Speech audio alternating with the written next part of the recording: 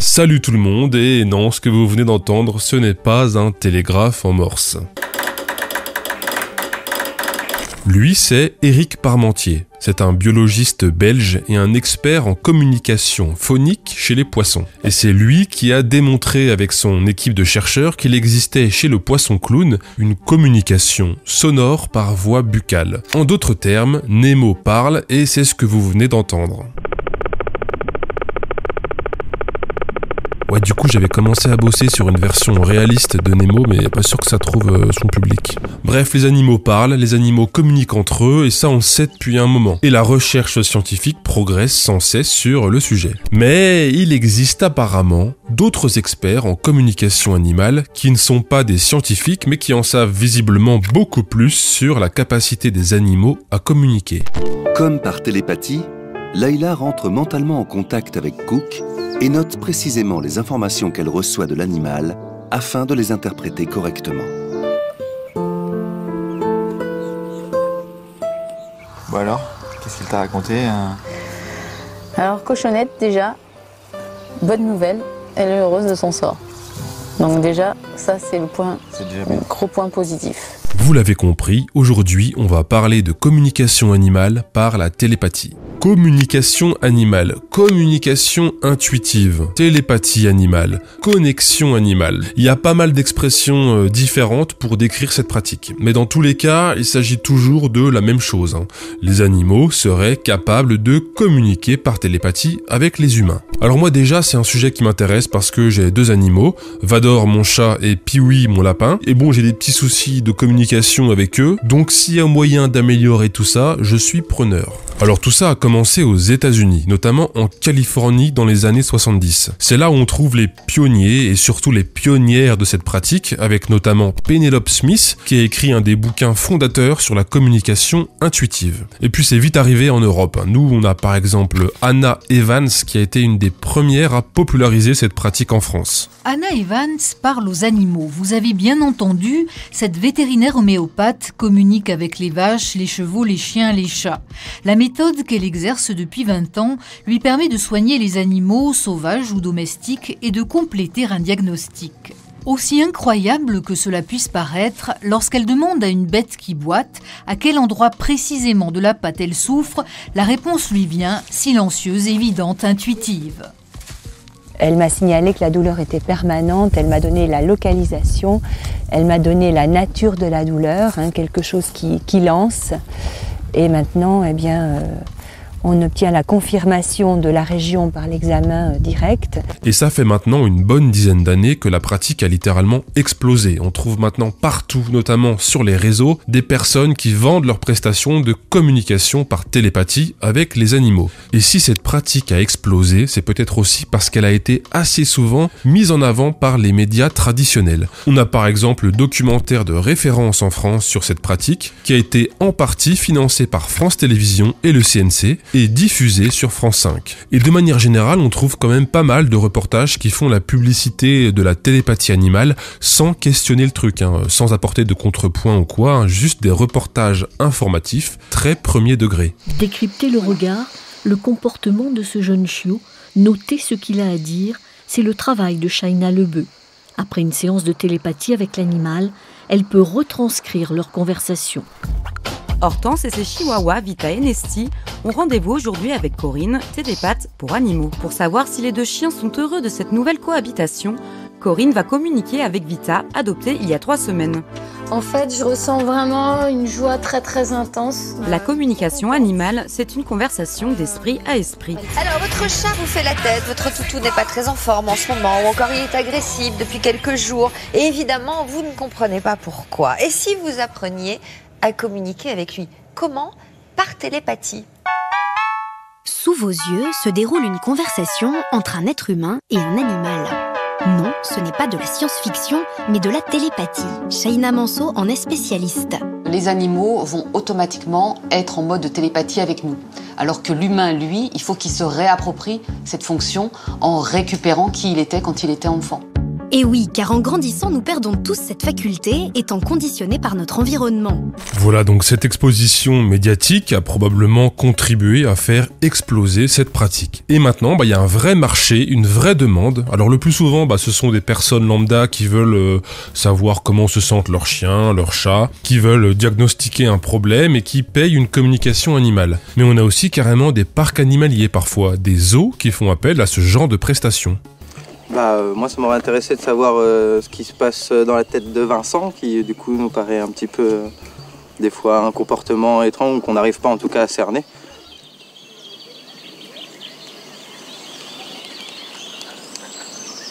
Donc là, elle est en train de communiquer avec Vincent. Tu pourrais faire semblant d'être réceptif quand même, Vincent. J'arrive à sentir à l'intérieur de moi si je suis bien branché sur l'animal, par exemple, ou si je suis en train de projeter une idée ou une croyance. Et oui, c'est ça le risque. Comment faire la différence entre son imagination et la télépathie animale? Eh bien, vous inquiétez pas, les pros en communication animale suivent une vraie méthodologie. Nous, on traduit ce que dit l'animal, ensuite, dans un deuxième temps, avec des mots. Et on valide toujours auprès de l'animal que ce que l'on traduit est juste. Et on lui redit ce que l'on a compris. Non mais attends, elle est intéressante cette méthodologie. Donc là, la télépathe animale, elle est apparemment soucieuse de savoir si son dialogue avec l'animal est bien réel, si elle est bien rentrée en connexion avec l'animal. Et donc sa méthode pour s'assurer que sa communication animale est bien valide, c'est de demander à l'animal si elle a bien compris ce qu'il voulait lui dire, en faisant donc avec lui une autre communication animale. Imagine si demain, tu te réveilles avec la capacité de parler avec les animaux. Cette capacité, tu sais, comme dans les contes de fées, de les comprendre, de pouvoir leur transmettre des messages en permanence, d'être en lien réel avec eux et que eux puissent te transmettre des choses tout le temps. Imagine simplement avoir cette capacité-là. Imagine comme ta vie changerait. Eh bien ça tombe bien parce que ta vie peut changer pour 2900 € grâce à Ilana qui est donc cette jeune Suisse dans cette vidéo TikTok. Ilana qui dirige en Suisse l'école des animaux et qui vend donc des formations certifiantes bien sûr pour apprendre à faire de la télépathie avec les animaux et pour devenir toi aussi, alors son terme à elle c'est quoi? C'est un facilitateur en connexion animale. Parce que oui, tous les télépathes insistent bien sur ce fait, la communication intuitive avec les animaux, ce n'est pas un don. Et du coup, c'est pratique parce que ça peut s'apprendre et devenir un business. Alors c'est déjà un business à la base, il faut payer entre 30 et 250 € selon les télépathes pour avoir une séance de communication animale. Mais le gros business qui arrive derrière tout ça, c'est la formation, comme souvent sur internet. Et si vous trouvez que 2900 € c'est cher pour apprendre une compétence imaginaire, Ilana a déjà la réponse à cette mauvaise pensée. Et combien ça coûte ça? De transformer son regard sur soi, le monde et le vivant. De pouvoir avoir des amis partout autour de toi parce que tu sais maintenant comment communiquer avec les animaux et comment échanger avec eux. Combien ça coûte de pouvoir avoir accès à un nouveau métier? Mais un métier, c'est pas n'importe quel métier. C'est un métier qui résonne vraiment et qui vit vraiment avec ton cœur, avec ton âme. Combien ça coûte ça à ton avis? Est-ce que tu penses pas qu'en plus ça va être vite rentabilisé? Parce que des facilitateurs en connexion animale, ils sont demandés. C'est de plus en plus demandé, de plus en plus de gens veulent savoir ce que les animaux pensent, ressentent et vivent. Donc combien ça coûte ça? Combien ça coûte un changement? Combien ça coûte une transformation? Combien ça coûte de réaliser un rêve d'enfant? Est-ce que vraiment le prix est important? Bah là on s'en fout, c'est un détail le prix Et si vous avez toujours un doute sur son école de télépathie animale, il y a bien sûr une tonne de témoignages positifs pour vous rassurer. Allez, extrait. Je crois que c'est le cochon d'Ilana. Vraiment, c'est la première fois où elle a proposé la connexion avec son cochon. Et c'était la première fois où j'écrivais quelque chose. C'était la première fois où j'ai réussi à remplir une page de connexion. C'était, voilà, c'est le cochon qui m'a... En plus, il a commencé avec un trait d'humour. Qu'est-ce qu'il m'a dit? Les cochons. J'aime pas les charcutiers. un truc, j'étais fracas de rire, quoi. Donc j'ai dit, c'est top, quoi. C'est bien foutu quand même, hein, la communication animale. Hein. On est capable comme ça de capter par télépathie des blagues de cochon. Non, franchement, ça a l'air de bien marcher. Mais justement, comment ça marche? Concrètement, comment est-ce que les pensées des animaux arrivent comme ça dans nos têtes? Je reçois des informations et ces informations peuvent venir sous forme de pensées, d'images ou de sensations. Clairvoyance, clairaudience, clairsentience, clair-olfactif et clair-connaissance. D'accord. Bon, donc voilà, on a bien compris, hein, c'est une télépathie qui est même un peu améliorée, hein, parce qu'on peut recevoir des images, des mots, mais aussi des odeurs, des sons. Mais concrètement, j'aimerais quand même en savoir un peu plus. Vous êtes nombreux à me dire que la communication animale, c'est du bullshit, que l'animal, il ne sait pas parler français, si c'est un animal allemand, est-ce qu'il va comprendre le français? Bref, je vais lui envoyer des informations. Mais ces informations, ce sont de l'énergie. C'est-à-dire que moi, je lui envoie des mots en français, mais c'est envoyé par le cœur. Ce qui fait qu'en fait, c'est de l'énergie, c'est de l'information sous forme d'énergie. Et lui, il le reçoit dans son langage d'animal. L'animal envoie de l'énergie. Et moi, je lui envoie de l'énergie, de l'information sous forme d'énergie. Et donc, cette énergie, quand elle est restituée, en fait, l'énergie va utiliser les mots de vocabulaire que moi, j'ai, pour retranscrire en langue française l'information que je reçois sous forme d'énergie. Dites-moi si je me trompe, mais j'ai cru comprendre que l'explication technique de cette pratique, c'est que c'est de l'énergie, il me semble. Bon, alors parfois, j'avoue, les explications sont un peu plus techniques que juste c'est de l'énergie. Et donc, il existe dans notre système énergétique des liens qui se construisent tout au long de notre vie et qui vont en fait faire comme des ponts, des passerelles entre chaque personne, chaque objet, parce qu'on peut se lier aussi à des objets. Moi, j'aime bien ma voiture. Et aussi aux personnes, donc et aussi aux animaux. Voilà. Et donc, ces liens énergétiques, ce sont des sortes de filaments, des banderoles bioplasmatiques. Des banderoles bioplasmatiques. Non, je jalouse un peu cette expression, j'avoue. C'est moi qui invente des conneries du genre, normalement. C'est quoi ce délire, là? Tiens, on va demander à ChatGPT s'il sait ce que c'est. Bah oui, si je fais pas une vidéo avec du ChatGPT dedans, c'est que je suis pas un vrai youtubeur. Hein. Alors, on va lui poser la question. Bonjour, sais-tu ce que c'est qu'une banderole bioplasmatique? Oh, ça cherche, ça mouline. Bonjour, en tant que modèle de langage, je peux vous fournir des informations sur une banderole bioplasmatique. Mais je dois souligner que cela ne semble pas être une expression couramment utilisée ou une terminologie standardisée dans un domaine particulier. Ah bon?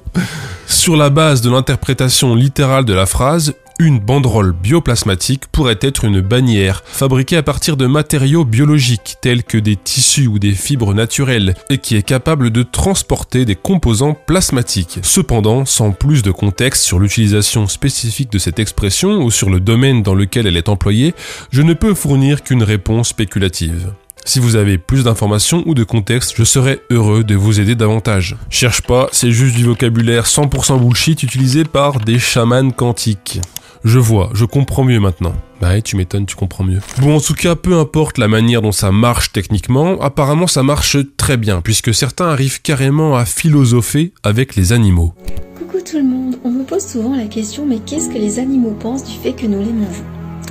Alors aujourd'hui, en corrigeant un exercice de communication animale, j'ai communiqué avec un canard, que je vais vous montrer dessus. Le voilà, le petit loulou. Ah oui, au fait, je vous ai pas précisé, hein, mais comme toute bullshitterie qui se respecte, la communication animale se fait évidemment aussi à distance sur photo. Magie. Lorsque je lui demande pourquoi il ne se laisse pas caresser par les humains, il me répond « chacun sa place, chacun son rôle ». Du coup, je lui demande « mais qu'est-ce que sa place a à avoir à faire là-dedans ?» Et il me fait ressentir qu'il est conscient qu'il est une proie pour l'humain. Il est totalement conscient de sa place dans la chaîne alimentaire. Surprise, je lui demande si cela ne le dérange pas de savoir qu'il est une proie pour l'humain, qui lui est carnivore. Et il me répond, très sûr de lui, qu'il connaît sa place dans la chaîne alimentaire et que l'humain se nourrit de lui comme il mange des vers. Je lui fais alors ressentir que je suis assez surprise par sa réponse car je suis végétarienne et volontairement je ne mange pas de viande car j'estime que les animaux sont une partie de moi, de ma chair. Et là il me répond, tu fais partie d'une race à part de l'humain lambda. Il disait ça en rigolant. Et là du coup je lui réponds, ça ne te dérange pas d'être mangé? Et là il me répond, non. Je sais que cela fait partie du processus de vie. Alors du coup, moi je lui dis, ce qui me révolte, ce sont les animaux élevés dans les batteries qui ne voient jamais le jour et sont tués dans des conditions lamentables. Ce canard reste très calme, même après que je lui ai montré ces images. On dirait un sage, tellement il ne se révolte pas. Bref, on va arrêter le malaise ici, vous avez capté, le canard est un sage, un philosophe. Et en général, apparemment, la télépathie avec les animaux, ça marche dans les deux sens. Alors oui, on peut utiliser cette pratique pour comprendre pourquoi un chien n'a plus envie de jouer avec son maître, par exemple, mais les animaux ont aussi des choses à nous apprendre, ils ont des choses à nous dire. Finalement, il faut apprendre à se connecter avec ces animaux. C'est ça. En fait, l'école des animaux, pour moi, c'est un peu... Ça a été un concept que j'ai créé parce que quand j'étais petite, je me souviens, je rêvais qu'en fait, de plus aller à l'école et je rêvais que ce soit les animaux mes professeurs. J'avais des chevaux dans le jardin et je me suis dit un jour, je vais pas aller à l'école, j'aimerais que ce soit aller dans le jardin avec eux et que ce soit eux qui m'apprennent des choses. Et en fait, avec ce que j'ai vécu, je me suis rendu compte que mes plus grands professeurs, ça a été vraiment les animaux. Même en mathématiques ?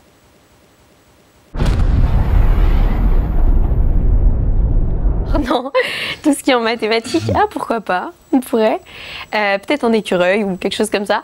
Mais en tout cas, ça a été des vrais professeurs de vie. Et oui, les animaux sont des professeurs de vie, mais aussi des conseillers Pôle emploi. Ah, vous l'aviez pas vu venir celle-là. Exemple, vous recevez une image de pizza. L'animal, il est pas en train de vous dire tu bouffes trop de pizza ou alors j'aime la pizza.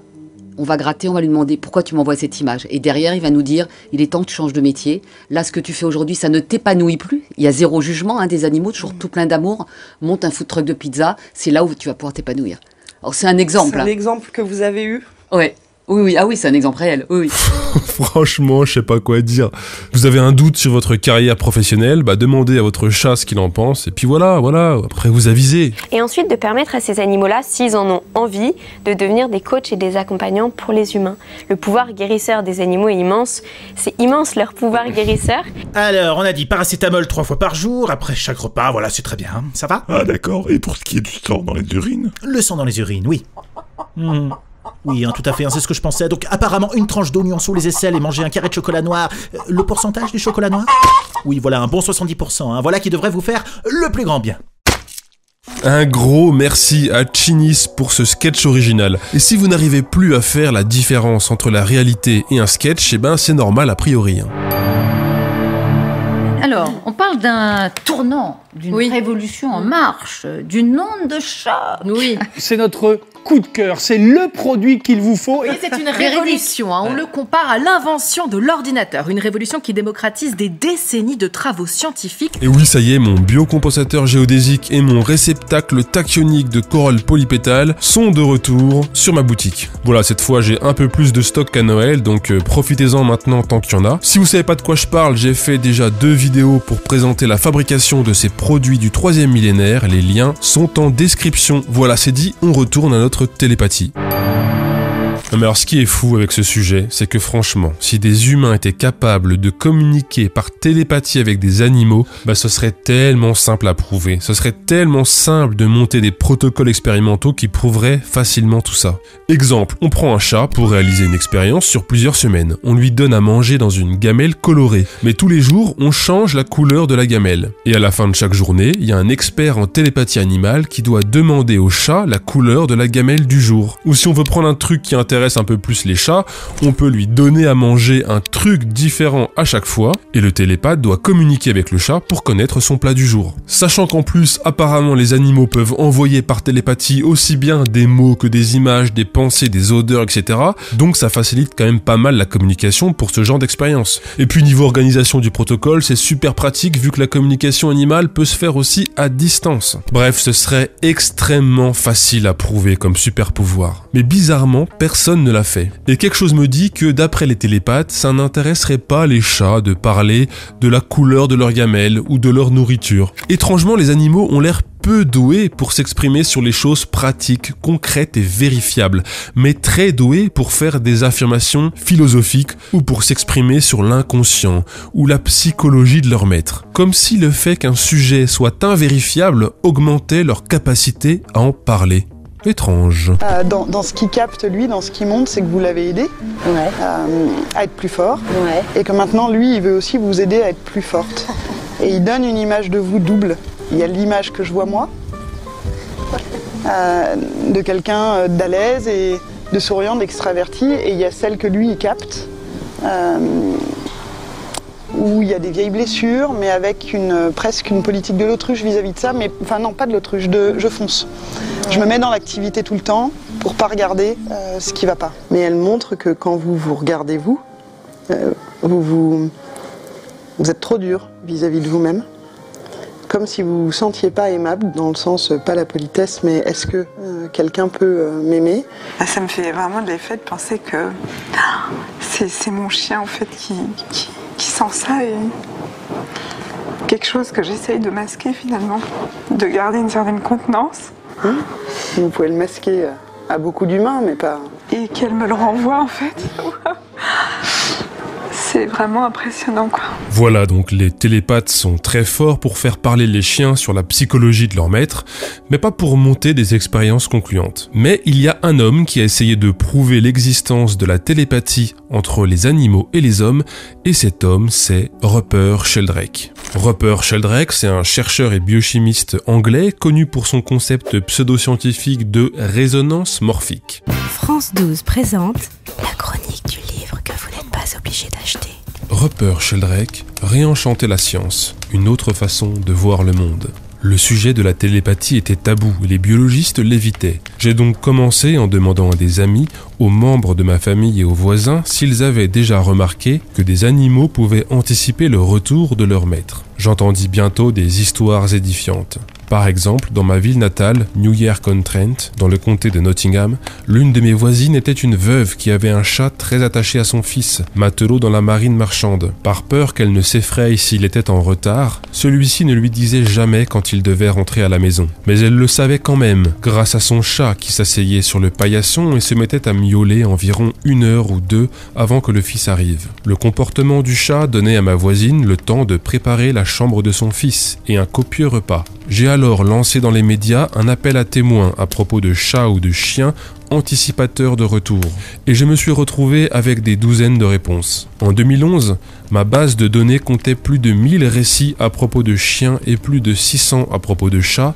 tous parlant d'un animal ayant ce don. Beaucoup précisaient que l'attitude de l'animal n'était pas une simple réaction au bruit familier de la voiture ou des pas du maître ou de la maîtresse. Elle surgissait trop longtemps à l'avance, quel que soit le mode de transport, que l'heure du retour soit habituelle ou non. Certains professeurs, plombiers, avocats ou chauffeurs de taxi travaillaient à des horaires irréguliers et pourtant leur famille savait quand ils allaient rentrer grâce aux chiens ou aux chats qui attendaient à la porte ou à la fenêtre, parfois plus d'une demi-heure avant leur arrivée. Plus de 20 autres espèces montraient des comportements d'anticipation similaires, notamment des perroquets et des chevaux, mais aussi un furet, plusieurs agneaux adoptés et élevés en animaux de compagnie et autres oies de même parcours. Mais la raison pour laquelle j'ai fait des recherches sur les chiens et les chats qui savent quand leur maître rentre à la maison, c'est parce que dans ces expériences, la personne est à 5 km, 10 km de distance. Ça ne peut pas être de l'empathie. Les animaux n'ont aucun indice. Quand leur maître décide de rentrer à la maison alors qu'il est parti depuis un moment, particulièrement quand ce n'est pas à heure fixe ou encore quand il prend un véhicule différent comme un taxi ou un bus, c'est forcément de la télépathie. Donc notre bon Rupert Sheldrake a écrit ce bouquin en 1999, Ces chiens qui attendent leur maître. Il n'a pas fait d'ailleurs que écrire ce livre, il a aussi réalisé des expériences, dont une qui a été filmée par une télévision autrichienne. Vergleichen zu können, was Pam und JT im selben Moment tun, werden die Timecodes der beiden Kameras auf dieselbe Uhrzeit gestellt. Donc en gros, le principe de l'expérience est de filmer JT, donc c'est un chien qui est censé faire de la télépathie avec sa maîtresse, et l'hypothèse pour valider la télépathie, c'est que le chien va se mettre à attendre vers l'entrée dès que sa maîtresse aura décidé de rentrer chez elle. Donc voilà, là la maîtresse fait sa vie et JT ne bouge pas spécialement. Okay, let's go.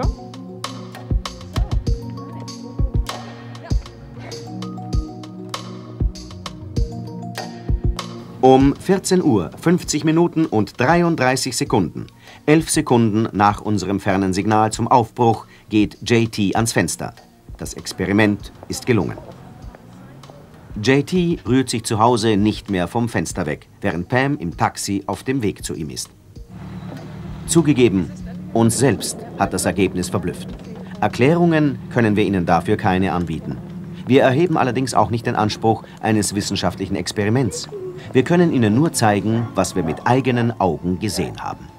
Voilà, donc les journalistes autrichiens avaient été bluffés par cette expérience, hein, et d'après Sheldrake, tout ça prouvait l'existence de la télépathie humain-animal. C'est forcément de la télépathie. Mais il y a des chercheurs en psychologie qui ont refait l'expérience avec JT, donc avec le même chien, censé être télépathe, dans la même maison, hein, et avec la même maîtresse. Et ils ont publié leurs résultats dans une revue à comité de lecture. Et donc voilà ce qui s'est passé quand ils ont reproduit l'expérience. Alors attention, reconstitution de qualité. Durant l'absence de sa maîtresse, JT, le chien, s'est déplacé 13 fois devant la porte. Et la première fois, c'était même 2 heures avant que sa maîtresse ne parte du travail. Donc aucune corrélation entre les déplacements du chien et le moment où la maîtresse décide de rentrer chez elle. Du coup, quand les scientifiques ont montré les vidéos et le résultat de l'expérience à la maîtresse, elle était pas super contente que son chien soit pas déclaré télépathe. Et alors, elle a dit aux scientifiques qu'il fallait finalement ne prendre en compte que les fois où le chien restait plus de 2 minutes à attendre devant la porte. Les scientifiques ont donc refait l'expérience 1 fois, 2 fois, 3 fois en changeant le protocole selon les désirs de la maîtresse du chien, mais à chaque fois les résultats ont été négatifs. JT n'est pas télépathe, désolé. Non mais Vador, d'abord je sors et ensuite tu attends à la porte. Je comprends rien. Bon, en tout cas, ce démenti scientifique n'a évidemment pas freiné les ardeurs des télépathes en tout genre, hein. Et le délire est toujours poussé plus loin. Et c'est donc maintenant pour moi le moment de vous parler des animaux, journalistes et lanceurs d'alerte. Bonjour, dans cette édition, nous allons faire le point sur l'actualité du moment. Je poserai vos questions aux animaux et comme d'habitude, on aura les messages de Pouic Pouic. La guerre Ukraine-Russie, Max me dit que ça ne va pas durer et il me dit la honte sera dévoilée. Donc cette émission-là, c'est une émission... J'arrive pas à garder mon sérieux. Donc cette émission-là, c'est une émission où on a une dame qui fait de la télépathie avec les animaux et qui leur pose des questions sur l'actualité. Une question de Corinne. Est-ce que Trump va être réélu? Avec certitude, oui. Non. Il va faire du bruit. C'est le chat qui a parlé là, hein. Elle fait que traduire ses pensées. Hein. Alors, fameuse question, est-ce qu'on a déjà marché sur la Lune? Alors, Dropieux Pom Pom, j'aime bien ce nom-là, m'a dit non. Elle m'a dit non, alors je lui ai dit, mais pourquoi nous faire croire ça? Alors on va commencer avec Zoé. Zoé, la grande discussion actuelle est sur les masques. Qu'est-ce que tu peux nous dire dessus? Ils vont durer. Ça deviendra ordinaire. Fait pour boucher, donc pour interdire. Hein. Je traduis un petit peu les mots. Tu m'étonnes. Zoé, pourquoi les médias ne parlent pas des réseaux pédophiles en France? C'est interdit, beaucoup trop de monde mêlé à ça. Hein. C'est bizarre parce que les animaux sont ultra complotistes apparemment. Hein. En fait, on dirait presque qu'ils pensent un peu la même chose que la télépathe. Attention, n'interprétons pas trop vite cette étrange corrélation. Bon allez, vous savez que j'aime bien tester un peu par moi-même ce genre d'avancée technologique, donc j'ai décidé de faire appel à une experte en télépathie animale pour résoudre un problème bien précis. Comme je vous le disais au début de la vidéo, hein, j'ai 2 animaux, un lapin et un chat qui s'entendent très bien, mais depuis un certain temps, c'est plus l'amour fou, on va dire. Hein. Je les vois plus trop ensemble, ils font plus la sieste ensemble, etc. Donc on va essayer de diagnostiquer le souci avec une communication animale. Bon alors j'ai trouvé la télépathe du jour, hein, ça me coûtera 40 € et voici la question que je souhaite qu'elle pose à Vador et Piwi. Vador, Piwi, Vous étiez si complices jusqu'à récemment, vous passiez vos siestes ensemble, et puis soudainement, vous semblez ne plus vous entendre. Je ne vous vois plus jamais l'un à côté de l'autre, plus de siestes communes, etc. Que se passe-t-il? J'ai ma réponse 3 semaines plus tard. Parce que oui, il y a une liste d'attente, les experts en télépathie animale sont assez souvent surchargés de travail.